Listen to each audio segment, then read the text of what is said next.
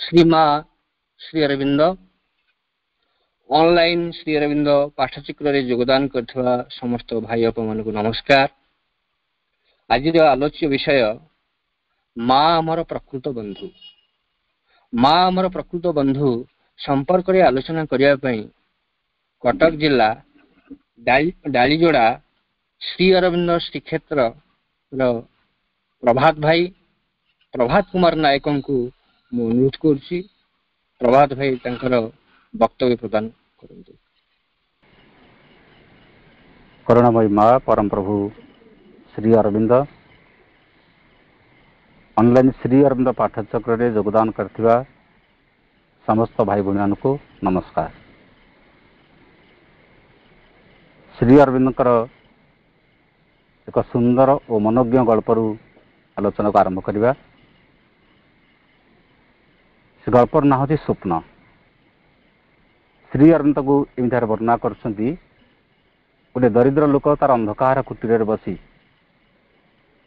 निजर शोचनीय अवस्था और भगवान का अन्याय अविचार राज्य विषय चिंता करथला। दरिद्र अभिमान रे बसी उठे निज निजे कहू लगुला लोक मैंने एठी कर्मर दुहाई दे भगवान सुनाम बचा को चाहती। गत जन्म जदि मु पापी थिली एवं तार परिणाम स्वरूप जदि ए जन्म मु दरिद्र होइछि ताले गत जन्मर संस्कार हिसाब से यही जन्म मो भितर किसी पाप चिंतार स्रोत बर्तमान बहुत था। कहीं सेमित किसी पापर चिंतार स्रोत मो भितर नहीं। अपर पक्षे से पटार जो तीन कड़ीशील जी जमीदार सी जी ये धनी होती जमीदार होती इतने सुना रूपा दास दासी मेड़ सी बढ़ुची जदि सी पूर्व जन्म कौन से जगत विख्यात साधु की महात्मा जदि होता ताल यही जन्म ता भितर किसी साधु महात्मार लक्षण भी प्रकाशित होता। कहीं सेमित कि ता भितर साधु महात्मार लक्षण नहीं। ताले एठी कौन भगवान कर विचार ये भगवान क्या दरिद्र करती ये भगवान क्या धनी करती। इटा गोटे भगवान पूरापूरी गोटे अभिचार राज्य। मु जीवन सारा सत पथरे अच्छी यही जन्म मु दरिद्र तीन कड़ीशील जीवन सारा अन्याय भाव में अर्थ उपार्जन करुच्ची अथ से धनी से जमीदार ये लोक मैंने कर्मर दुहाई दे भगवान सुनाम बचा चाहती। से भगवान ता भाग्य भल सी मत धरा दिएनी मो सम्मुख आसेनी। जदि सी मो पाख आसंता ताले मुझे पचारती ये सृष्टि तोर ना को एक अशुभ शक्तिर आउ जदि तू तैयारी करिछु ताले इति अविचार कौन पाई ये जड़े बड़ जड़े सान कौन पाई।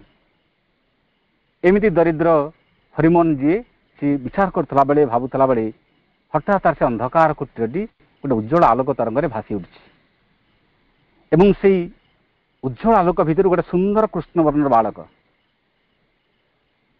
मुंडरे मयूरपुच्छ अच्छी पादरे नूपुर अच्छी आसिकी हरिमोहन पाखरे पहुँचिकी कहूँ देख यही खेल तू मत चिंता करूँ एवं मु तो सम्मुख आसिली। दरिद्र कहूँ जे तू सांगे सांगे चली आसलु मु चिंता कला खेन चली आसलु। दरिद्र टी अप्रतिभ हो गला एवं कृष्ण वर्णर बालक बाजी बालक रूपी जी श्रीकृष्ण से कहते तो भितर ये सांगे सांगे गोटे मारिवार प्रवृत्ति जाग्रत है ना। एबे तू कहतुल ना भगवान को पाइले शासन करती कान धरी पचारती ठीक अच्छे देख ये जगत मु कहीं तैयारी करछि से विषय मुझे रहस्य कहूँ। ये जगत को मु गोटे खेला कर तैयारी करछि जो माने मो सांगरे सखा भली व्यवहार करती जो माने मते स्नेह गाड़ी दियंती मो सांगरे खेलिबा को चाहती से माने मोर सबुठारु प्रिय। मु सबु बेले गोटे खेलर संगी खोजुछि किंतु भाई ता मु पाउनी।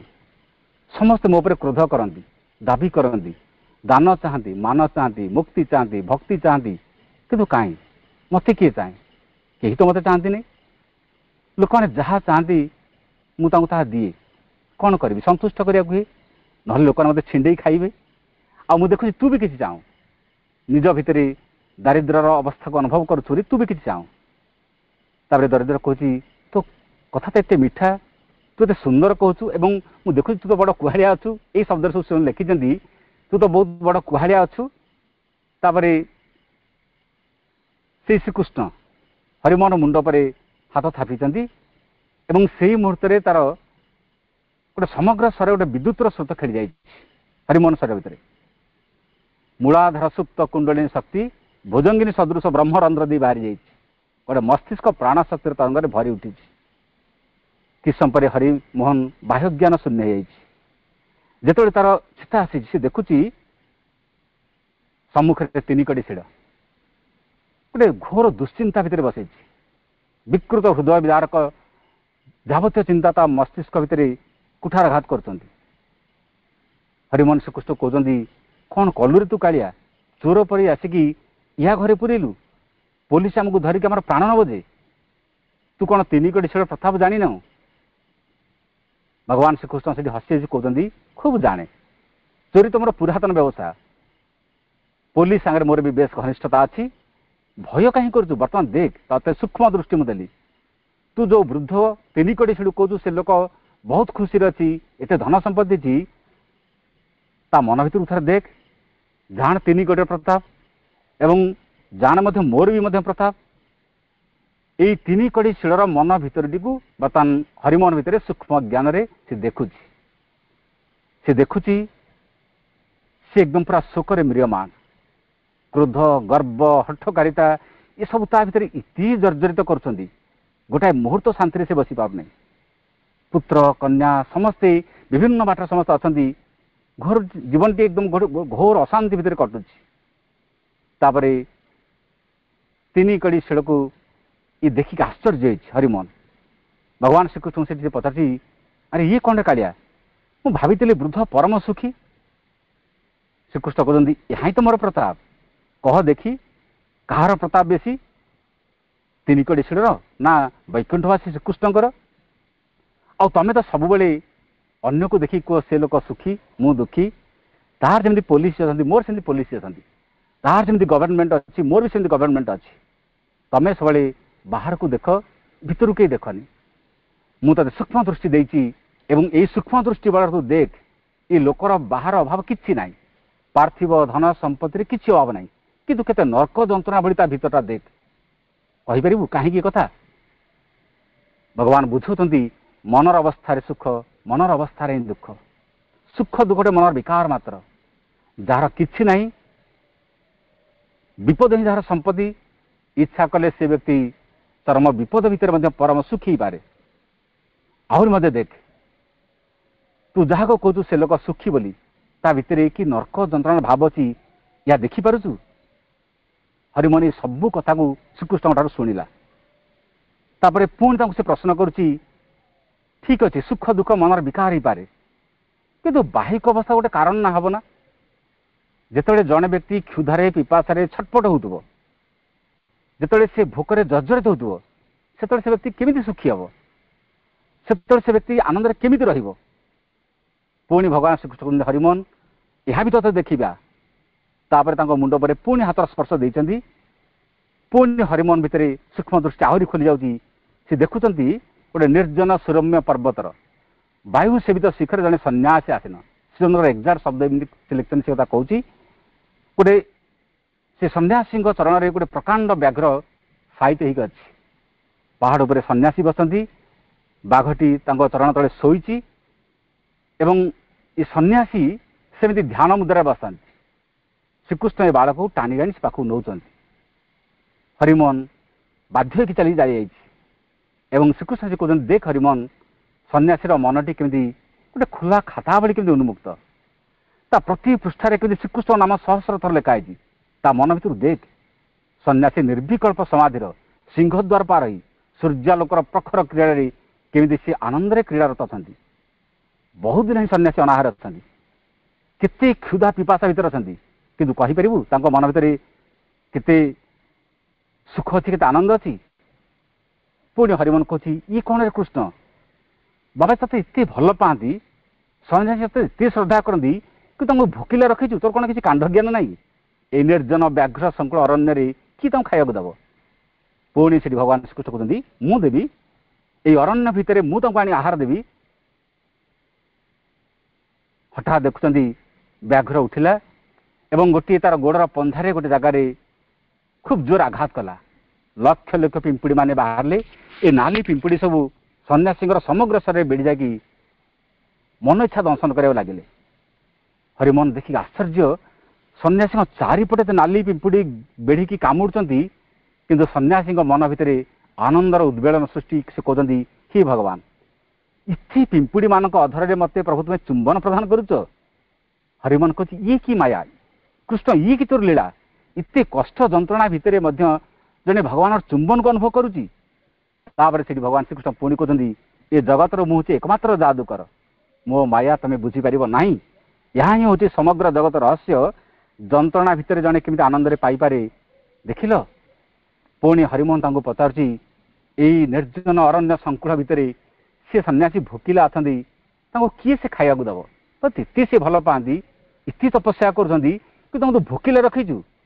भगवान श्रीकृष्ण पुणी से कहते देख से भोकिला जीवन भितर केमी से खाद्य पाँच। यही समय पहाड़ पश्चात गोटे बंशी विनिंदित स्वर में गोटे धीरे धीरे जड़े सुंदर बालकटे आसुंच एवं हाथ में फल आहार सब अच्छी, सुमिष्ट फल आहार सब अच्छी। हरिमोहन आश्चर्य पचारिक देखुची ये भी से कृष्ण, ता सम्मुख में श्रीकृष्ण जो बालक फल धरिक आसुँच सी भी से श्रीकृष्ण। तापर सन्यासी आसिक हसी हसी कहते सखा तुम पाखे पहुँचली, तुम्हें खाद्य ग्रहण कर। बाबा से कहते न खुआई तू कहीं दिन मत रखेलु। तापर ये खुआई सी खुआई परस्पर आनंद में कोलाग्रत होती।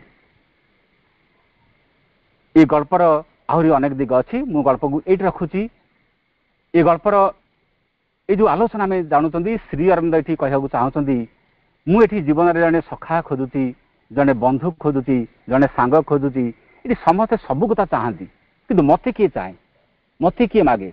लोक विभिन्न दाबी, मोर प्रकृति में कहीं सांग हाँपाई ये किए चाहती ना। आम भगवान ही परम बंधु, भगवान ही परम सखा, परम मित्र। ये जो विषय वस्तु आम आलोचना करुँच सी केमिति प्रकृति आमर परम सखा परम बंधु, ये गोटे शब्दर चातुरी ना प्रकृति आमर भगवान सखा भली पारती, बंधु भली पारती, मित्र भली पारती। श्री अरविंद आलिपुर जेल भितर अच्छा। सुधीर सरकार सबुठ निकटतम सेवक, खाइबा दियंती, मुंडे तेल लगे दियंती, एपरिक पोशाक बदल दियंती। हठात दिने से जेल भितर सुधीर सरकार को श्री अरविंद कहते सुधीर तमें मोर मित्र, तमें मोर बंधु, तमें मोर सखा। सुधीर सरकार श्री पचार आपण हिमालय भली उच्च ज्ञान रे, प्रतिभारे, योग्यतार आपण समकक्ष किए से अच्छी। आपण मत कौ दृष्टि सखा बोली कहते मुझे आप बंधु भी, केमी आप मित्र भी। आपण मत से स्नेह प्रदान कर शब्द मत संबोधन कर योग्यता मोर ना। आपण बंधु सखाला बड़ी ये सामर्थ्य मो पाखे कहीं। तापर श्रीनंद बुझाऊँ सुधीर सरकार को जेल को तमें कहीं आसीच। सुधीर सरकार कहते जेल को आसी भारत मातार मुक्ति पाई, स्वाधीनता पाई। श्री अरविंद कहते मु कहीं जेल को आसी ना, आपण भी से जेल को आसती भारत मातार मुक्ति पाई, स्वाधीनता पाई। श्री अरविंद कहते आम दी जन लक्ष्य सामान। तमें जेल को आस भारतर स्वाधीनता पाई, मु भी जेल को आसी भारतर स्वाधीनता पाई। इतने कष्ट तमें कहीं सहूच ना, से पुणी भारतर स्वाधीनता पाई। श्री अरविंद कहते मु भी कहीं कष्ट सहूची ना, से भारतर स्वाधीनता पाई ना। आम दी जन कर्म भी सामान, आम दी जन लक्ष्य सामान, कर्म सामान।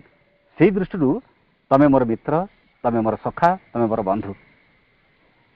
सुधीर सरकार आश्चर्य की पचार आपण जेल भितर भगवान श्रीकृष्ण को दर्शन पाई एवं भगवत निर्देश आपन कही आपण जेल दिने मुक्त हो चली जाए। इंग्रेज मैंने आमको छाड़े ना, इंग्रेज मैंने आमको सहजरे मुक्ति देवे ना। आपण ये जेल भितर अच्छा बोली आपण सामीप्य लाभ करी, आपण स्पर्श पाई, आपण सानिध्य प्राप्त ही बेले आम कष्ट कष्ट भाई लगे कि आप जेलू चलीगला इतने कष्ट एत जंत्रणा आम केमी सह्य करूँ। से श्री अरविंद सुधीर सरकार कहते जदि मुझे जेलू चली जाए आ तमें जदि केबे कष्ट दुख पाओ से मत स्मरण कर ଆଉ ଦେଖିବ ମୁଁ ତମ ସାଙ୍ଗରେ ସବୁବେଳେ ଥିବି, ସଖା ହେଇଥିବି, ମିତ୍ର ହେଇଥିବି, ବନ୍ଧୁ ଭଳି ଥିବି। ଏ ବାକ୍ୟ ଆଜି ଆମକୁ କାହାଣୀ ଭଳି ଲାଗୁଛି। ଜେଲ ଭିତରେ ଶ୍ରୀ ଅରବିନ୍ଦ ସୁଧୀର ଶରଣ କହିଲେ, ତମେ ଯେତେବେଳେ ମୋତେ ସ୍ମରଣ କରିବ ଦେଖିବ ମୁଁ ତମ ସାଙ୍ଗରେ ସଖା ଭଳି ଥିବି, ମିତ୍ର ଭଳି ଥିବି, ବନ୍ଧୁ ଭଳି ଥିବି। ପ୍ରକୃତରେ ଜୀବନରେ ଆମେ ଯେତେ ଯାହାକୁ ଜୀବନରେ ବନ୍ଧୁ ଭଳି ଭାବରେ ବିଚାର କରୁ, ବନ୍ଧୁ ଭଳି ଗ୍ରହଣ କରୁ, ଭଗବାନ ହିଁ ଆମର ଅସଲ ବନ୍ଧୁ, ଭଗବାନ ହିଁ ଆମର ଅସଲ ମିତ୍ର। ଏଇ କଥାକୁ ଆମେ ବହୁ ସମୟରେ ଜୀବନରେ ଭୁଲି ଯାଉ, ବହୁ ସମୟରେ ଆମେ ଭୁଲି ଯାଉ। ଜଣେ 22-23 ବର୍ଷ ଯୁବକକୁ ଦିନେ ମା ଡାକିଲେ ଏବଂ ଡାକିକି ପଚାରିଲେ, ଦେଖ ତମେ ସବୁ ଏଠି ଯାହା କରୁଛ ମୁଁ ସବୁ କଥା ଜାଣେ। ସେ ଯୁବକ ଜଣକ କିଛି ଭୁଲ କାମ କରୁଥିଲେ। ତାପରେ ସେ ହଠାତ୍ ମାଆଙ୍କୁ ପଚାରୁଛନ୍ତି ଯେ, ମା ଆମେ ଯାହା ଯାହା କରୁଛୁ ଆପଣ ସବୁ କେମିତି ଜାଣିବେ? ମା କହିଲେ, ମୁଁ ସବୁ ଜାଣେ, ତମେ ଯାହା କରୁଛ ମୁଁ ସବୁ ଜାଣେ। ଯୁବକ ଟିକେ ଲଜ୍ଜିତ ହେଇଗଲେ। ମାଙ୍କ ପାଖରୁ ମୁହଁ ବୁଲେଇକି ଚାଲି ଯାଉଥିଲା ବେଳେ ମା କାନ୍ଧ ଉପରେ ହାତଟି ପକେଇଲେ, ଦେଖ ଚାଲି ଯାଉଛ କାହିଁକି? ମୁଁ ତମକୁ ଡାକିଛି, ମୁଁ କେବେ ବି ତମର ଦୋଷ ଦେଖେନି, ମୁଁ କେବେ ବି ତମ ଦୁର୍ବଳତା ଦେଖେନି। ମୁଁ ତୁମର ମା, ମୁଁ ତୁମର ବିପଦର ବନ୍ଧୁ। ମୁଁ ତୁମକୁ ଏଇପାଇଁ କହୁଛି, ତମେ ଯୋଉ ଅବସ୍ଥାରେ ଅଛ ସେଇ ଅବସ୍ଥାରୁ ଉପରକୁ ଉଠିଯାଅ, ଯୋଉ ଚେତନାରେ ଅଛ ସେଇ ଚେତନା ଆଗକୁ ଚାଲିଯାଅ। ମଣିଷ ଯୋଉ ଅବସ୍ଥାରେ ଅଛି ସେଇ ଅବସ୍ଥାରେ ରହିବା ପାଇଁ ମନୁଷ୍ୟ ଜନ୍ମ ହେଇନାହିଁ। ତେଣୁ ମୁଁ କେବେ କାହାର ଦୋଷ ଦୁର୍ବଳତା ଦେଖେନି। ମୁଁ ହେଉଛି ତମର ବିପଦର ବନ୍ଧୁ, ମୁଁ ତମମାନଙ୍କର ମା। ସେଇଦିନ ସେ ଯୁବକଙ୍କ ଭିତରେ କୃତଜ୍ଞତାର ଭାବ ସୃଷ୍ଟି ହେଲା ମାଙ୍କ ପ୍ରତି। ଆମର ଭୁଲକୁ, ଆମ ତ୍ରୁଟିକୁ ଜାଣିକି ମଧ୍ୟ ମା ସହାୟ କରନ୍ତି। ଆମେ ପଢ଼ିଛନ୍ତି ମା ବହିରେ ମହାସରସ୍ୱତୀଙ୍କ ବିଷୟରେ ତଳେ ଲେଖିଛନ୍ତି ସେ ମାଙ୍କର ସମସ୍ତ ଶକ୍ତି ମଧ୍ୟରେ ମନୁଷ୍ୟର ସମସ୍ତ ତ୍ରୁଟିକୁ ସର୍ବାପେକ୍ଷା ଅଧିକ ଧୈର୍ଯ୍ୟ ସହ ସେ ସହାୟ କରି ଆସନ୍ତି। ମାଙ୍କର ସମସ୍ତ ଶକ୍ତି ମଧ୍ୟରେ ମନୁଷ୍ୟର ସମସ୍ତ ତ୍ରୁଟିକୁ, ହଜାରେ ଭୁଲ ଆପଣ କରିପାରନ୍ତି, ଲକ୍ଷେ ଭୁଲ ଆପଣ କରିପାରନ୍ତି, ମା ସବୁକୁ କ୍ଷମା ଦେବା ପାଇଁ ଆସନ୍ତି ଏବଂ ଅଧିକ ଧୈର୍ଯ୍ୟ ସହ ମଧ୍ୟ ଦୟା ଓ ସ୍ମିତାଶର ସହ ସେ ଆମମାନଙ୍କ ପାଖରେ ରହିଛନ୍ତି। ସହଜରେ ସେ ବିମୁଖ ବା ନିରାଶ ହୁଅନ୍ତି ନାହିଁ। ପୁନଃ ପୁନଃ ବ୍ୟର୍ଥତା ସତ୍ତ୍ୱ ବି ସମାନ ଭାବରେ ଆମକୁ ଉତ୍ସାହ ଦେଇ ଚାଲିଛନ୍ତି। ପ୍ରତି ପଦରେ ଆମ ହାତ ଧରି ନେଇ ଚାଲିଛନ୍ତି। ଅଭାବରେ ମାତା, ବିପଦରେ ବନ୍ଧୁ। ଅଭାବରେ ମାତା, ବିପଦରେ ବନ୍ଧୁ। ଏ ସଂସାରରେ ସବୁଠାରୁ ଦୁଇଟି ସମ୍ପର୍କ ଅତ୍ୟନ୍ତ ପବିତ୍ର ସମ୍ପର୍କ, ନିବିଡ଼ ସମ୍ପର୍କ ଜଣେ ଅଛନ୍ତି ମା ଆଉ ଜଣେ ଅଛନ୍ତି ବନ୍ଧୁ। ମା ପାଖରେ ସବୁ କଥା କହିହୁଏ। ଛୋଟ ପିଲାଟେ ମା ପାଖରେ ଗୋଟେ ଖୋଲା ଖାତା ଭଳି ଉନ୍ମୁକ୍ତ ଭାବରେ ହେଇଯାଏ। କିନ୍ତୁ ବଡ଼ ହେଲା ପରେ ହୁଏତ ମା ପାଖରେ ସବୁ କଥା କହିହୁଏନି, କିନ୍ତୁ ବନ୍ଧୁ ପାଖରେ ସବୁ କଥା କହିହୁଏ। କାହିଁକି ନା ବନ୍ଧୁ ଏମିତି ଏକ ଆପଣାର ଶବ୍ଦ। ବନ୍ଧୁତା ହେଉଛି ଏମିତି ଏକ ନିବିଡ଼ତାର ସମ୍ପର୍କ, ଏମିତି ଏକ ଅନ୍ତରଙ୍ଗର ସମ୍ପର୍କ। ସବୁ କଥା କହିବେ। ମା ସେଥିପାଇଁ କହିଲେ, ଅଭାବରେ ମାତା, ବିପଦରେ ବନ୍ଧୁ। ମୁଁ ତମ ପାଖରେ ଅଭାବରେ ମା ହେଇକି ଛିଡ଼ା ହୁଏ, ବିପଦରେ ବନ୍ଧୁ ହେଇକି ଛିଡ଼ା ହୁଏ। ଧୀର ଆଳସ୍ୟ ଶୂନ୍ୟ ସଚିବ, ପଥ ପ୍ରଦର୍ଶ ରୂପରେ ପ୍ରଜ୍ୱଳ ହାସ୍ୟରେ ବିଷାଦ, ଅବସାଦ, ଅସ୍ଥିରତାର ସକଳ ମେଘ ଦୂର କରାଇ ଦିଅନ୍ତି ଏବଂ ଅଙ୍ଗୁଳି ନିର୍ଦ୍ଦେଶ କରାଇ ଦେଖାଇ ଦିଅନ୍ତି ଚିର ପ୍ରକାଶିତ ସୂର୍ଯ୍ୟ କିରଣ। ଏହି ରୂପରେ ମା ଆମ ଆଗରେ ଛିଡ଼ା ହୁଅନ୍ତି। ଅଭାବରେ ମାତା, ବିପଦରେ ବନ୍ଧୁ। ମା ଆମ ପାଖରେ ବିପଦର ବନ୍ଧୁ ଭଳି ଛିଡ଼ା ହୁଅନ୍ତି। ଜଣେ ସାଧକ ଥରେ ମାଙ୍କ ଆଗରେ ବସିଛନ୍ତି, ବହୁତ ବଡ଼ ପାଟି କରିକି ଏମିତି ଶବ୍ଦ ଉଚ୍ଚାରଣ କରୁଥିଲା ବେଳେ ମାଙ୍କୁ ସେଇଟା ଖରାପ ଲାଗିଛି। ମାଙ୍କ ଆଗରେ ଏତେ ଉଚ୍ଚାରଣ କରି ଶବ୍ଦ ଆବୃତ୍ତି କରିବା କଥା ନୁହଁ, ସେଇଟା ଗୋଟେ ସୌଜନ୍ୟତା ବି ନୁହଁ, ଶିଷ୍ଟାଚାର ବି ନୁହଁ। କିନ୍ତୁ ସିଏ ଆଉ କାହା ଉପରେ ବିରକ୍ତ ହେଉଥିଲେ, କିନ୍ତୁ ମାଙ୍କ ସମ୍ମୁଖରେ ବିରକ୍ତ ହେଉଥିଲେ। ମାଙ୍କୁ ସେଇଟା ଭଲ ଲାଗିନି, ସିଏ ପଳେଇ ଆସନ୍ତି। ତା ପର୍ଯ୍ୟନ୍ତ ତାଙ୍କ ଦେହ ଖରାପ ହେଇଗଲା। ଏତେ ସାଂଘାତିକ ଅସୁସ୍ଥ ହେଇଗଲେ, ସେ 2 ଦିନ 3 ଦିନ ପରେ ଯାଇକି ମାଙ୍କୁ ପଚାରୁଛନ୍ତି, ମା ମୁଁ ଆପଣଙ୍କ ଆଗରେ ଏତେ ଉଚ୍ଚ ସ୍ୱରରେ ଶବ୍ଦ ଉଚ୍ଚାରଣ କରିବା ଏଇଟା ଅନୁଚିତ, ମୋର ନିଶ୍ଚୟ ଭୁଲ ହେଇଛି, ମୋତେ ଆପଣ କ୍ଷମା କରିଦେବେ। କିନ୍ତୁ ମା ମୋର ପ୍ରଶ୍ନ, ମୁଁ ଆପଣଙ୍କ ଆଗରେ ଏତେ ଜୋରରେ ବଡ଼ ପାଟି କଲି ବୋଲି ଆପଣ ମୋତେ ଦଣ୍ଡ ଦେଲେ କି? ମୋ ଦେହଟା ଖରାପ ହେଇଗଲା? ମା କହିଲେ, ମୁଁ କେବେ ବି କାହାକୁ ଦଣ୍ଡ ଦିଏନି, ମୁଁ ତୁମମାନଙ୍କର ମା, ତୁମମାନଙ୍କର ବିପଦର ବନ୍ଧୁ। ଇଏ ପୁଣି ପଚାରିଲେ, ତାହେଲେ ମୋର ତ ସେମିତି କିଛି ଅସୁବିଧାର ଲକ୍ଷଣ ନଥିଲା, ଦେହ ଖରାପର କିଛି ବି ଲକ୍ଷଣ ମୋର ନଥିଲା, ମୋ ଦେହ କାହିଁ ଖରାପ ହେଇଗଲା? ମା କହିଲେ, ହେ ମୋର ପ୍ରିୟ ସନ୍ତାନ, କେହି ତମେ ଜାଣନି। ତମେ ସେମାନେ ଯେତେବେଳେ ମୋ ପାଖକୁ ଆସ, ମୋ ଚାରିପଟରେ ଅନେକ ଦେବାଦେବାନୀ ଘେରିକି ଥାଆନ୍ତି। ଆଉ ଯେତେବେଳେ ମୋ ପାଖରେ କିଛି ଅସୌଜନ୍ୟ ଆଚରଣ କର, ମୋ ପାଖରେ ଯେତେବେଳେ କିଛି ଖରାପ ବ୍ୟବହାର ପ୍ରଦର୍ଶନ କର, ସେତେବେଳେ ମୁଁ ସିନା ତମକୁ କ୍ଷମା ଦେଇଦିଏ, ଦେବାଦେବୀମାନେ କିନ୍ତୁ ପ୍ରତିଶୋଧ ନେଇଯାଆନ୍ତି। ସାଧକ ଜଣକ ଶୁଣିକି ଆଶ୍ଚର୍ଯ୍ୟ ହେଲେ, ଦେବାଦେବୀମାନେ କାହିଁକି ପ୍ରତିଶୋଧ ନିଅନ୍ତି? ମା କହିଲେ, ଦେବାଦେବୀମାନଙ୍କୁ ଏଇଭଳିଆ ବ୍ୟବହାର ଭଲ ଲାଗେନି। ଅବତାର ଯେତେବେଳେ ସଂସାରକୁ ଆସନ୍ତି, ତାଙ୍କ ସାଙ୍ଗରେ ଅନେକ ଦେବାଦେବୀମାନେ ଓହ୍ଲେଇକି ଆସନ୍ତି। ଆଉ ସେଇ ଦେବାଦେବୀମାନେ ସବୁବେଳେ ସେ ଦେଖୁଥାନ୍ତି ଅବତାରଙ୍କୁ କିଏ ସମ୍ମାନ ଜଣାଉଛି, ଅବତାରଙ୍କୁ କିଏ ସମର୍ପଣ କରୁଛି, କିଏ ଭକ୍ତି କରୁଛି। ତାଙ୍କୁ ଯେତେବେଳେ କିଏ ଅପମାନିତ କରେ, ସେତେବେଳେ ଛାଡ଼ିବେ କେମିତି? ରାମଚନ୍ଦ୍ରଙ୍କ ଉପରେ ବିପଦ ଆସିବ, ପାଖରେ ଲକ୍ଷ୍ମଣ ଥିବେ, ଲକ୍ଷ୍ମଣ ବସି ପଡ଼ିବେ, ଶୋଇଯିବେ। ଶ୍ରୀକୃଷ୍ଣ ଉପରେ କିଛି ବିପଦ ଆସିବ, କିଛି କେହି ଅପମାନିତ କରିବେ, ସାଙ୍ଗରେ ବଳରାମ ଥିବେ, ସେ ଛାଡ଼ିଦେବେ। ଅବତାରଙ୍କ ଉପରେ କିଛି କଷ୍ଟ ଆସେ, ଦୁଃଖ ଆସେ, ପାଖରେ ଯେଉଁମାନେ ଥାନ୍ତି ସେମାନେ ଛାଡ଼ି ଦିଅନ୍ତି ନାହିଁ। ଏଇ ଦୃଶ୍ୟ ଆମେ ଦେଖିବା। ମା କହିଲେ, ମୁଁ କେବେ ବି କାହାକୁ ଦଣ୍ଡ ଦିଏନି। ମା ବି ସତରେ କାହାକୁ ଦଣ୍ଡ ଦିଅନ୍ତି ନାହିଁ। ସେ ତ ମା, ସେ କାହିଁକି ଦଣ୍ଡ ଦେବେ? ମା ନିଜେ କହୁଛି, ମୁଁ ତୁମର ବନ୍ଧୁ। ବନ୍ଧୁ ଶବ୍ଦର ମାନେ କ'ଣ? ଲେଖା ହେଇଛି ଶାସ୍ତ୍ରରେ, ବନ୍ଧୁନାଥ ସ୍ନେହ ଫାସେଣ। ଆମକୁ ଯିଏ ସ୍ନେହ ଫାସରେ ବାନ୍ଧି ରଖନ୍ତି ସିଏ ହେଲେ ବନ୍ଧୁ। ଗୋଟେ ସ୍ନେହର ଗୋଟେ ଫାସ ଅଛି, ସେ ସ୍ନେହର ଫାସରେ ବାନ୍ଧି ରଖନ୍ତି ଯେଉଁମାନେ ଭଗବାନ, ଯିଏ ବାନ୍ଧି ରଖନ୍ତି ସିଏ ହେଉଛନ୍ତି ବନ୍ଧୁ। ଆଜିକାଲି ଆପଣମାନେ ଦେଖିବେ, ଫେସବୁକ୍ରେ ଆପଣ 5,000 ଫ୍ରେଣ୍ଡସ୍ ତିଆରି କରିଥିବେ, ବନ୍ଧୁ ତିଆରି କରିଥିବେ, ଜୀବନରେ 5 ପଇସାର କାମରେ ସେମାନେ ଆସନ୍ତି ନାହିଁ। ଖାଲି ଲାଇକ୍ ମାରିବା ଛଡ଼ା ଆଉ କିଛି ସେମାନେ କାମରେ ଆସନ୍ତି କି? ବନ୍ଧୁ ସେମାନେ। ତେଣୁ ବନ୍ଧୁ ହେଉଛି ଯିଏ ଆମକୁ ସ୍ନେହ ପ୍ରଦାନ କରେ, ଯିଏ ଆମକୁ ଆପଣାର କରେ। ପୁଣି ଲେଖା ହେଇଛି, ଯୋଜୟତି ହିତାୟ, ଯିଏ ଆମର ହିତ ଚିନ୍ତା କରେ ସେଇ ହେଉଛି ବନ୍ଧୁ। ଆମର କଲ୍ୟାଣ କାମନା ଯିଏ କରେ, ଆମର ମଙ୍ଗଳ କାମନା କରେ, ସେ ହେଉଛି ବନ୍ଧୁ। ଆଉ ପ୍ରକୃତ ବନ୍ଧୁ ସେଇ ସାମ୍ନାରେ କହିବ, ସାମ୍ନାରେ ଦୋଷ ତ୍ରୁଟି ଦେଖିବ, ପଛରେ ପ୍ରଶଂସା କରିବ। ସେଇ ହେଉଛି ଶତ୍ରୁ, ସାମ୍ନାରେ କିଛି କହିବନି, ପଛରେ ନିନ୍ଦା କରିବ।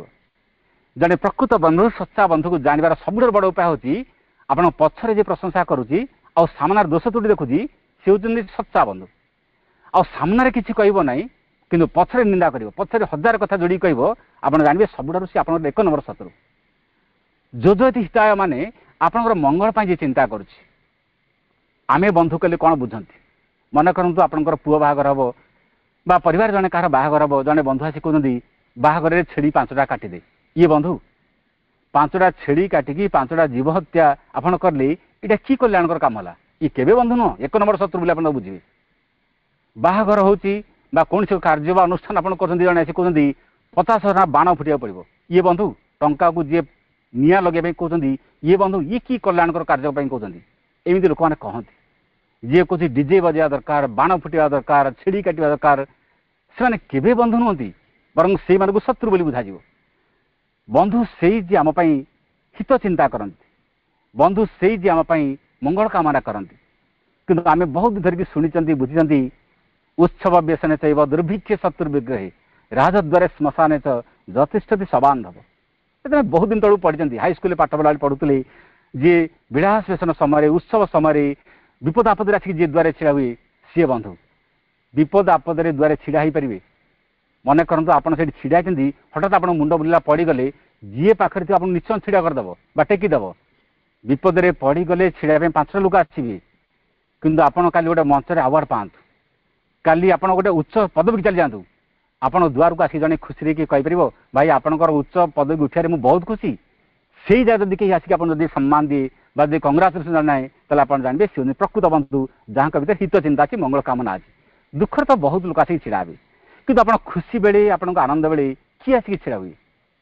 ଭଗବାନ ଏକମାତ୍ର ସାଥୀ, ଯିଏ ସବୁ ସମୟରେ ଆମ ପାଖରେ ଥାନ୍ତି, ଖୁସିରେ ଭଲ ସମୟରେ ଥାନ୍ତି, ଦୁଃଖ ସମୟରେ ବି ଥାନ୍ତି, ଆମ ବିପଦରେ ଥାନ୍ତି, ଆମ ସମ୍ପଦରେ ବି ଥାନ୍ତି, ସବୁ ସମୟରେ ସେ ଆମ ପାଖରେ ରହନ୍ତି ବୋଲି ହିଁ ସେ ଆମର ବନ୍ଧୁ। ଏତେ ମନ କଥା କି ସେ ବୁଝିବ ଦେଖନ୍ତୁ। ଆଶ୍ରମରେ ଗୋଟେ ସମୟରେ ମା ଅଳଙ୍କାର ବିକ୍ରି କଲେ, ଶାଢ଼ୀ ତ ବିକ୍ରି କରୁଥିଲେ, ଅଳଙ୍କାର ବିକ୍ରି କରିଦେଲେ। କାହିଁକି ବିକ୍ରି କଲେ ନା ଶ୍ରୀ ଅରବିନ୍ଦ କାର୍ଯ୍ୟ ପାଇଁ କିଛି ଆବଶ୍ୟକ ବି ଥିଲା, ଏବଂ ସେତେବେଳେ ଯେଉଁ ସାଧକମାନଙ୍କ ପାଖରେ କିଛି କିଛି ଟଙ୍କା ପଇସା ପତ୍ର ଥିଲା, ମାଆଙ୍କର ବ୍ୟବହାର୍ଯ୍ୟ ଜିନିଷ ବୋଲି କେହି କେହି ମାଆଙ୍କ ହାତରୁ ଅଳଙ୍କାର କିଣିକି ନେଇଗଲେ। ଜଣେ ସାଧକ ପାଖରେ କିଛି ପଇସା ନଥିଲା, କିନ୍ତୁ ମା ତାଙ୍କର ବ୍ୟବହାର୍ଯ୍ୟ ଜିନିଷ, ନିଜେ ବ୍ୟବହାର କରୁଥିବା ଜିନିଷ ବିକୁଛନ୍ତି ବୋଲି ଜଣେ ସାଧକ ଭିତରେ ଗୋଟେ ଆସ୍ଫୁରା ସୃଷ୍ଟି ହେଲା, ହାଏ ଯଦି ମୋ ପାଖରେ ପଇସା ଥାଆନ୍ତା, ମାଆଙ୍କର ଗୋଟିଏ କିଛି ସନ୍ତକ ବା ଅଳଙ୍କାର ମୁଁ ରଖିପାରନ୍ତି, କିନ୍ତୁ କାହିଁ ମୋ ପାଖରେ ପଇସା? ମାଆଙ୍କର ସ୍ପର୍ଶ ଥିବା ଜିନିଷ, ମା ଯାହାକୁ ଛୁଇଁଥିବା ଜିନିଷ, ତ କାହିଁକି ମୋ ପାଖରେ ରଖିବା ପାଇଁ ସେଗୁଡ଼ା ସାମର୍ଥ୍ୟ ମୋ ପାଖରେ କାହିଁ? ଏଇଟା ସେ ମନରେ ଭାବିଛନ୍ତି, କାହାକୁ କହିନାହାନ୍ତି। ପ୍ରଣବ ଦାକୁ ଦିନେ ମା ଡାକି କହୁଛନ୍ତି, से व्यक्ति को लेकिन एति टंका दियो।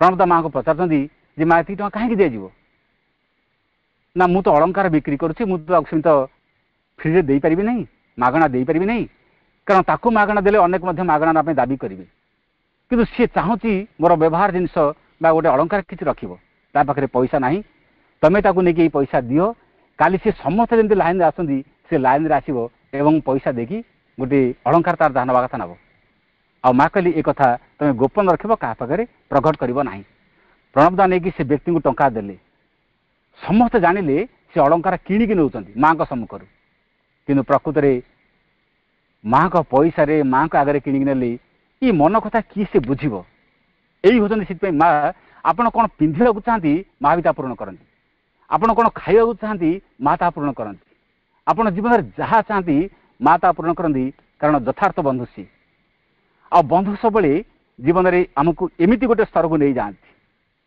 आम जो स्तर थाऊ आम जीवन भितर जहाँ समस्या थाए जहाँ असुविधा थाए बंधु आमको साहाय्य कर उठे दिखाती।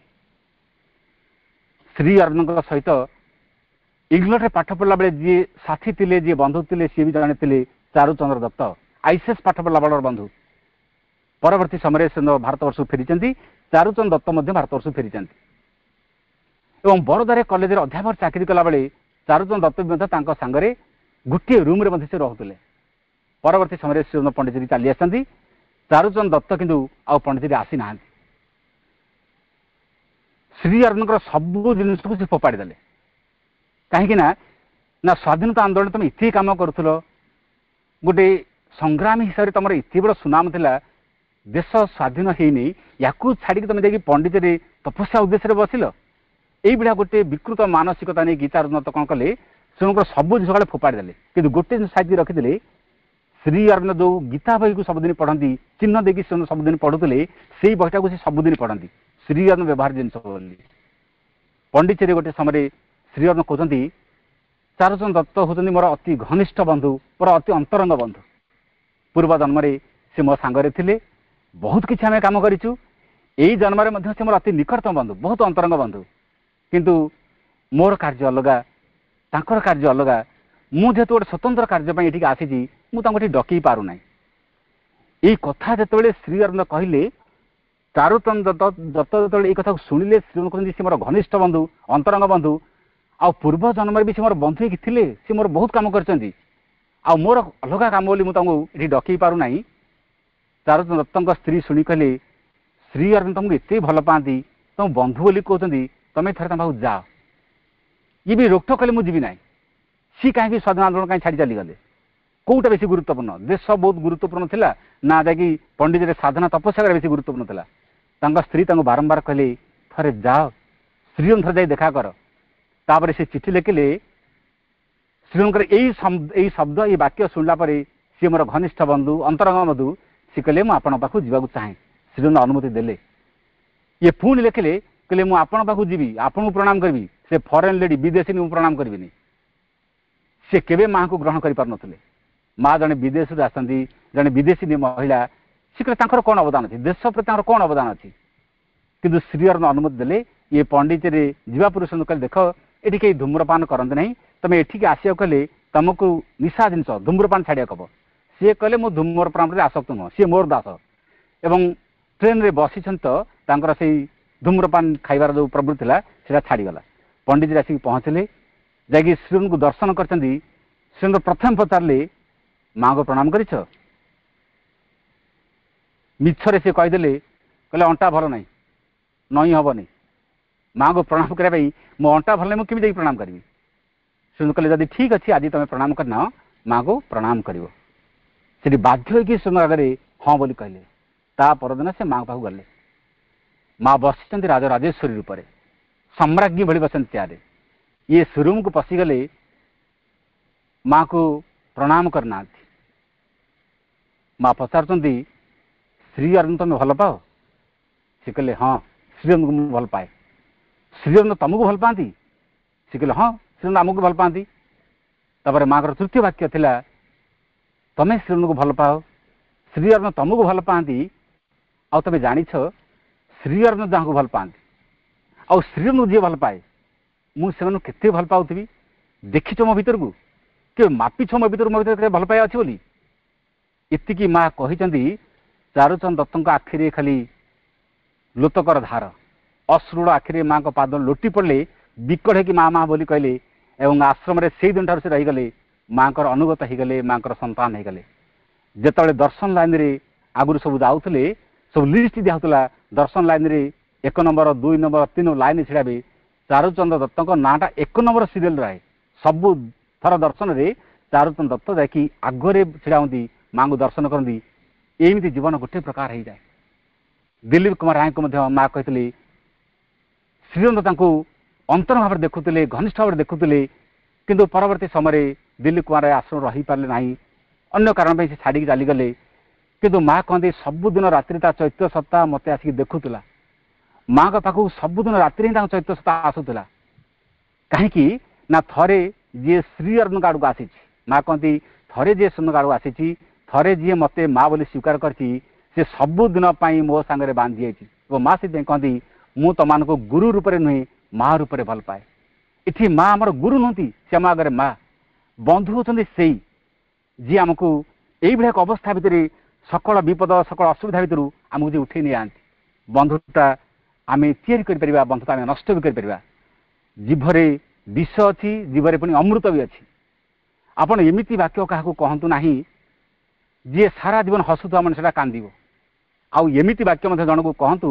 सारा जीवन कांदुवा लोकटा जी सारा जीवन हसब आम पार्टी विष भी दे पार आम पार्टी अमृत भी दे पार शरीर में क्षत होती आपण मेडिकल गले एक्सरे आप देखी पारे कौट कौन क्षत कि मनर क्षत ले क्या देखिए मनर क्षत किए से देख बंधु से भाई शब्द कहे जे सकल दुख कष्ट को उठे नहीं जाकि आगू को नहीं गला शब्द बंधु से कथा कहे कारण बंधु के दोष देखे बंधु दुर्बलता देखे काच को सुना बोली भाविया भूल एवं सुना को काच बोली भाविया भूल जे सच्चा बंधु जे प्रकृत बंधु ताकू शत्रु बोली भाविया भूल एवं शत्रु को बंधु बोली भाविया भूल बहुत समय आम जापारती बुझीपारती बंधु को आम आड़े दिखती पुणी बेले बेले शत्रु को निजर करते मनुष्य बुझीपारे जापारे जीवन में बंधुता कौन बंधुता इति पवित्र बंधुतार भाव इति निबिड़ इति अंतरंग जीवन में भगवान को बंधु कर जीवन में भगवान को निजर करें माँ को गोटे बाणी को आम बारंबार शुणती माँ कहती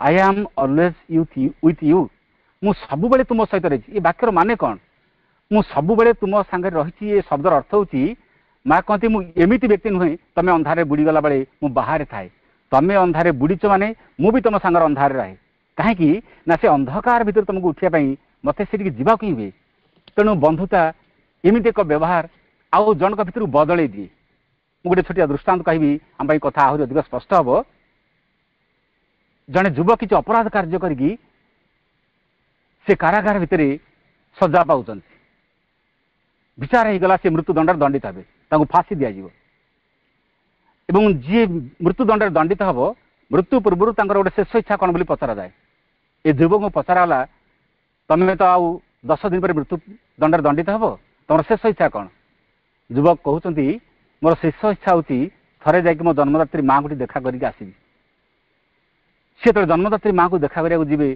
शेष इच्छा जो पूरण कर बर्तमान राजा कहते तुम गोटे सर्त छड़ा से सर्तटी हूँ तुम जामिन रे किए रमें जब न आसो ताले जी जामिन थी ही मृत्युदंड दंडित कर तेणु तुम जब किसी कई बंधु अच्छा निजर लोक अच्छा डकाओ सी जामिन रहतु तुम्हें जीव आउ तुम आसला तुम मृत्युदंड दंडित हम तुम बंधु मुक्त हो जड़े अति घनिष्ठ निकटतम बंधु थे सी कहले मो बंधु जब चाहते माँ को जाकि देखा करने ठीक अच्छे मुझे जामिन रही सी जामिन रही ये बंधु बर्तमान घर को गले माँ को देखा करके आसबे जेतु घर टे दूर बाट था ये 10 दिन छुट्टी नहीं जाती फेर कथा ये बंधु जामिन अच्छा दिने 2 दिन 3 दिन 4 दिन नवम दिन सरीगला बंधु आ फेर ना कोर्ट भितर समस्त आलोचना कर देख लो पर मुंड देले जामिन देखले जीवन में कौन अवस्था आसीपे जामिन देखबनी बोली से कहुई कहीं तुम जामिन रे मुंड देखल बंधु आसुना एवं तो मृत्युदंड तुमको मिल बंधु पूरा निश्चल निर्वाहक हो बसती जहाँ घटना घटव देखा एवं शेष मुहूर्त में बंधु आसी ना या बर्तमान फांसी खुंट को नि जाऊँगी यही समय सियाडू बंधु दौड़ दौड़ी आसुँच टिके रही जातु टिके रही जातु टिके रही जातु मुझे आसीगली ठीक समय आसिक पहुँचीगली अबिकल एकदम निर्दिष्ट समय आसिक बंधु पहुँचीगले कहले देखु आप घंटे आहरी मत 2 मिनिट 3 मिनिट समय अच्छी मो बंधु को छाड़ दिंतु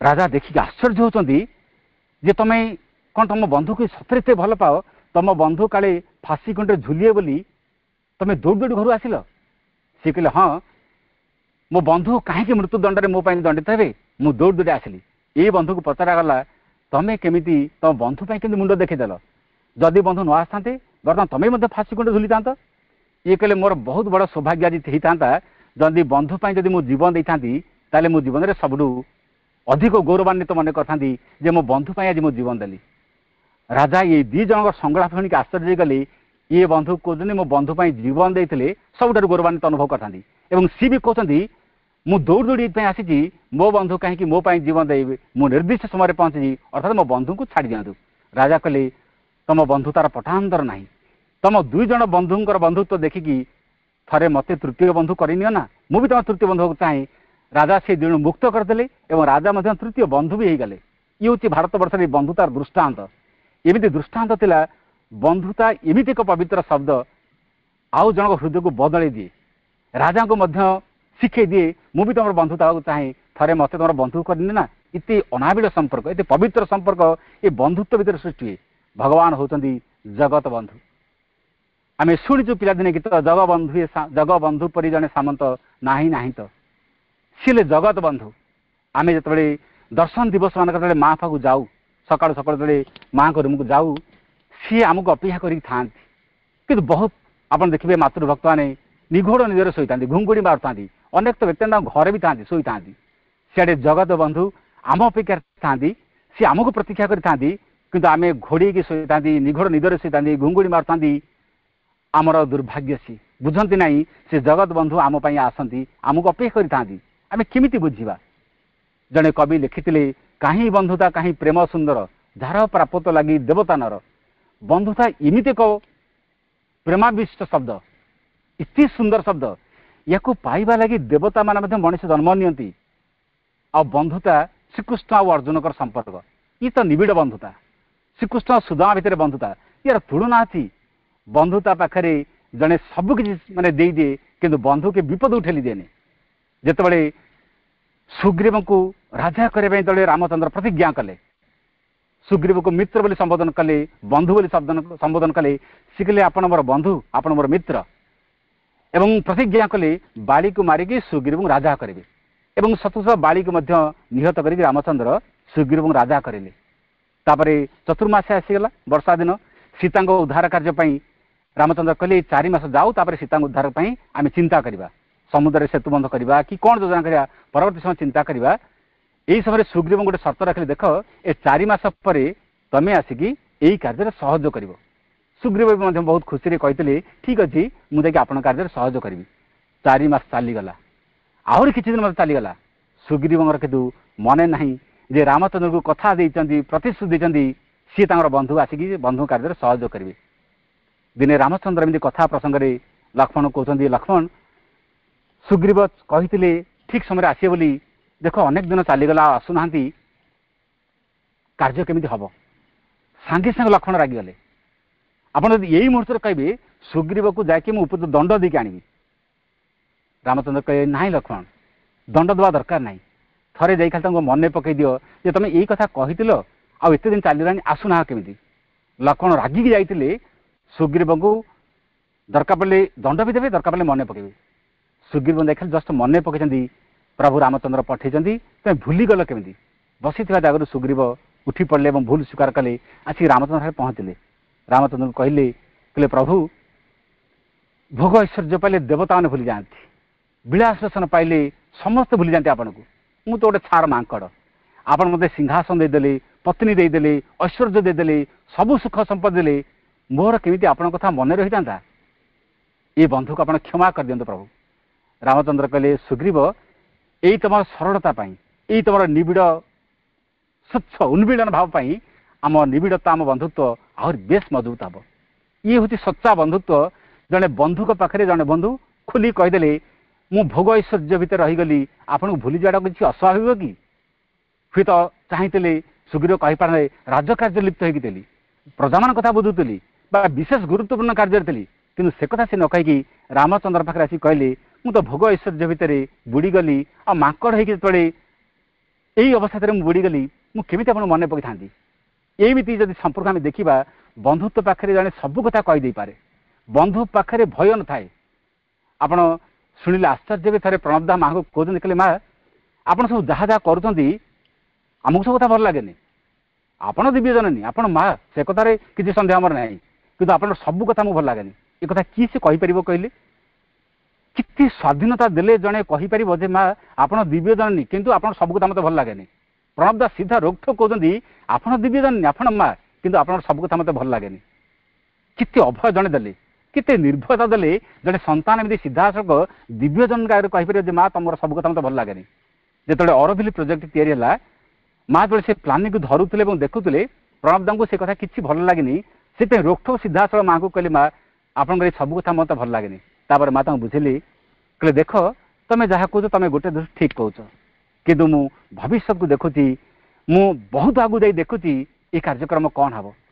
ବନ୍ଧୁତା ଅଭୟ ଦିଅନ୍ତି, ବନ୍ଧୁ ଆଉ ଜଣକୁ ଆପଣାର କରନ୍ତି, ଏବଂ ଯେତେବେଳେ ଆମେ ବନ୍ଧୁତ୍ୱକୁ ଯେତେବେଳେ ବଜାୟ ରଖିବା, ଜୀବନ ଭିତରେ ଯେତେବେଳେ ବନ୍ଧୁତ୍ୱକୁ ଆମେ ସବୁଦିନ ଜାଗ୍ରତ ରଖିବା, ଆମ ଭିତରେ କିଛି ତ୍ୟାଗ ବି ଦରକାର। ଗୋଟେ ଉଇଟେ ବର୍ଷ ବର୍ଷ ଲାଗି ହୁଙ୍କା ତିଆରି କରେ, କିନ୍ତୁ ଗୋଟେ ମଣିଷ ଗୋଟେ ମିନିଟ୍ରେ ଭାଙ୍ଗିଦିଏ। ବନ୍ଧୁତା ବର୍ଷ ବର୍ଷ ଧରିକି ତିଆରି ହେଇଥାଏ, ମଣିଷର କଥାରେ ଗୋଟେ ଗୋଟେ ମିନିଟ୍ରେ ଭାଙ୍ଗିଯାଏ। ଆଉ ବନ୍ଧୁତା ଭାଙ୍ଗିଯାଏ କେବଳ ସନ୍ଦେହରେ, କେବଳ ହିଁ ସନ୍ଦେହରେ।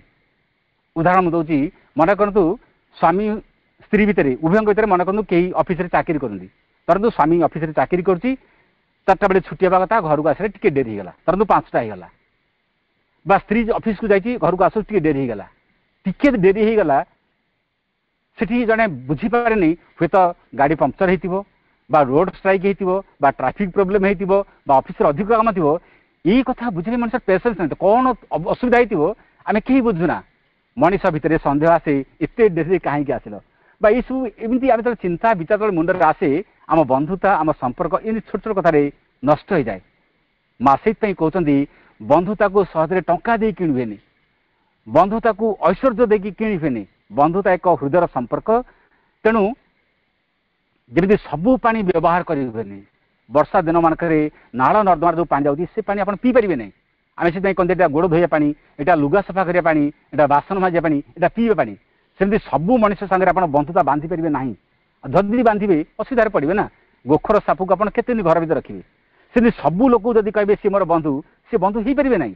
ବନ୍ଧୁତା ହେବା ପାଇଁ ହେଲେ ସେତିକି ମନ ଭିତରେ ମଧ୍ୟ ସ୍ୱଚ୍ଛତା ଦରକାର, ନିର୍ମଳ ଭାବ ଦରକାର।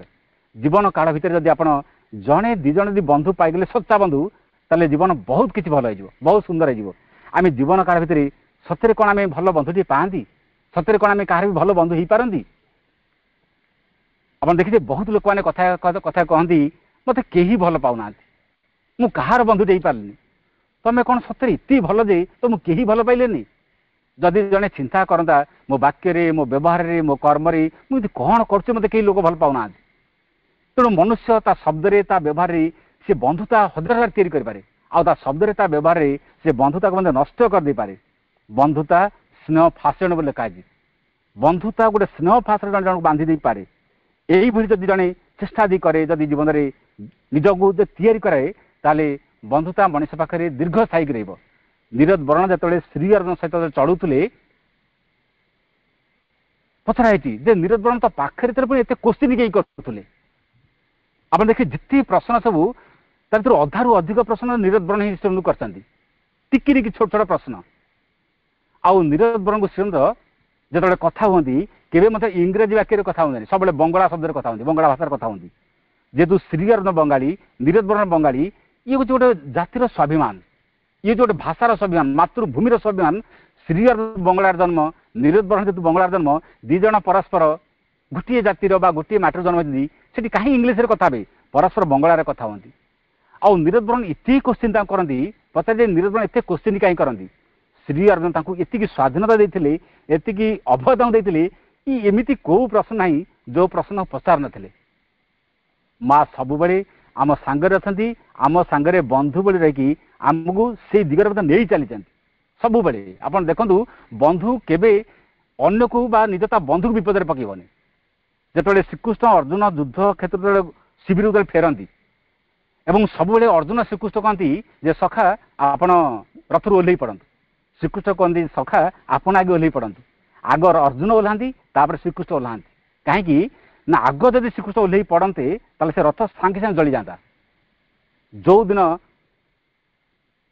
शेष युद्ध सरीगला श्रीकृष्ण ओह्लैंती रथटी जलीगला अर्जुन देखुं रथटी सम्मुख जलीगला कहीं एत रथी महारथी मान जो सर सब निक्षेप होता जो क्रोध जो राग सब थिला इति पुंजीभूत सब थिला जहाद्वारा कि रथटी जलीगला तेणु श्रीकृष्ण जेतु अर्जुनकर बंधु से विपद केमी पकईदेवे आ भगवत गीतार श्रीकृष्ण कहते प्रकृत में बंधु आम आम निजर बंधु आम शत्रु आम निजर शत्रु लिखाई उद्धरात्मनात्मनाम नात्मनाम बसादेत आत्म ह्यात्मना बंधुरात्मे बुरीपुरात्मन उधे हृदात्म आत्मनाम ये जो आत्माटी पतित होती जो आत्माटी कष्ट पाऊँच यही आत्मा को आत्मा उद्धार कर आम गोटे बर्तमान पतित आत्मा भली कष्ट पाऊँ दुख पाऊँ जंत्रणा पाऊँ आम भितर आत्मशक्ति जागृत कि यही आत्मा को उद्धार करू लिखाई उधे हृदात्म नात्मनाम आत्मा आत्मा को उद्धार कर नात्मनाम अवसादयत आत्मा को केवे अवसाद आड़ निना आत्मा के दुखी कर देना आत्मा के विषादग्रस्त न हो आत्मा के भांगी न पड़ू के शोक न करू के न कांदू आत्मा के कांदिया उचित नुह आत्म ह्यात्मना बंधु जड़े चाहे तो आत्मार बंधु ही पार हत्मेव रिपुरात्मन जड़े चाहे से आत्मार बंधु ही पार जड़े चाहे से आत्मार शत्रु ही पार जदि जड़े आत्मा को जब उद्धार करना सी तार शत्रु जदि जड़े आत्मा को उद्धार करने चेष्टा कर ही तार मित्र तेणु ये बंधु कहले बाहर आम जी बंधु अच्छा आम भितर जड़े आत्मा अच्छा सी आम बेसी बड़ बंधु ये बाहर शत्रु आम जी ना आम भितर अच्छा जो निम्न प्रकृति सी सबुठ बेसी बड़ शत्रु पुणी भगवान श्रीकृष्ण गीतार कहते बंधुरात्मास्तनस्त दिनेत्मात्मनजित अनात्मनस्तु शत्रुते वर्ततात्म्य आत्मवत जो व्यक्ति ता निज को जय करी आगू को जाइए इंद्रिय को जय कर से व्यक्ति ता निजर बंधु जी इंद्रिय को जय करनी से व्यक्ति ता निजर शत्रु तेणु सखा शब्द बंधु शब्द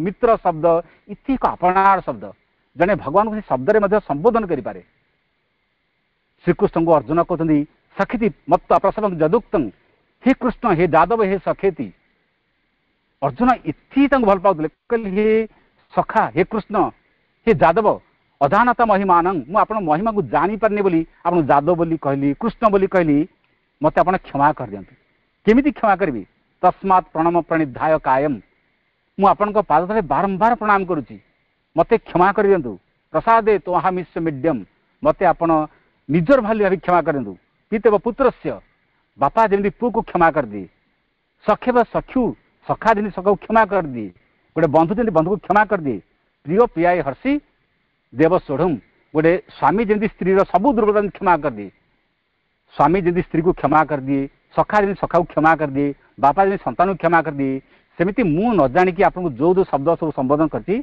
आप दयाकोरी मत क्षमा कर दिंतु सखा क्षमा करती माँ का पाखे आमर एमती कि दोष त्रुटि ना माँ जहाँ को क्षमा न करती ध्यान प्रार्थना बही अनेक सब कथा लिखाई मु लास्ट बाणी कहूँ ध्यान प्रार्थना में जो पढ़ती प्रभात प्रार्थना माँ से गोटे लिखिं मंत्र हे भगवान तू ही एकमात्र आमर अंतरंग बंधु हे भगवान हे सर्वशक्तिमान प्रभु हे अनुपम बंधु आम समग्र सत्ता मध्य प्रवेश कर चल से दिन जाए जे दिन जाए तुम आम भितर आम समस्त कि तुम रूपांतरित न कर भगवान को माँ से परम बंधु शब्द संबोधन कर पुणी माँ गोटे कहते हे जगदीश्वर हे परम बंधु हे अनुपम शिक्षादाता हे पूर्ण गर्भ निरवता मुझे प्रणति जनाऊँ आ गोटे लाइन कहते हे अंतरंग बंधु हे भगवान हे परमेश्वर तू ही एकमात्र आमर बंधु तू ही एकमात्र आमर जगदीश्वर तू आमको ग्रहण करूँ आमको भल पाइछु आमको बुझीपारू आम जेपरी चाहूँ तू ठीक सेमती भाव में आमको नहीं पारू यही शब्द माँ संबोधन कर ध्यान प्रार्थना आम जमीती हवा को चाहूँ तू आमको से दिग नहीं जाई पारू आम जहाँ भी होचु तू आमको एमती कर रखीचु जड़े बंधु जड़े सखा जड़े मित्र भगवान एमती कहीपे आज जदि आम यही दुर्बलता भितर अच्छु आमको तुम यही दुर्बलता रखीच